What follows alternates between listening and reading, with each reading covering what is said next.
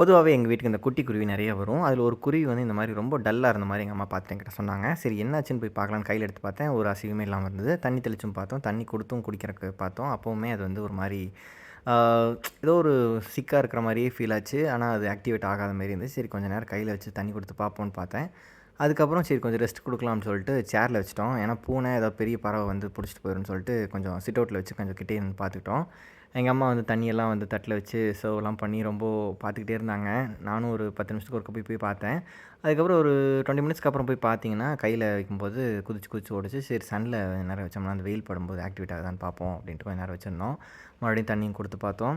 ஆனாலுமே அது ரொம்ப குடிக்கிற மாரி தெரில. ஆனா இன்னும் ஃபுல்லா ஆக்டிவேட் ஆகலன்னு சொல்லிட்டு மறுபடியும் கொஞ்ச நேரம் அப்சர்வேஷன்ல வைக்கலாம்னு சொல்லி சேர்ல வச்சுட்டு மறுபடியும் கொஞ்ச நேரம் பார்த்துக்கிட்டோம். அதுக்கப்புறம் பார்த்தீங்கன்னா, திடீர்னு கொஞ்ச நேரத்தில பறந்து போய் கார்ல உட்காந்துச்சு. கிட்ட போய் பார்த்தோனே நான் சரியாயிட்டேன் அப்படின்னு நல்லா பறந்து போயிருச்சு.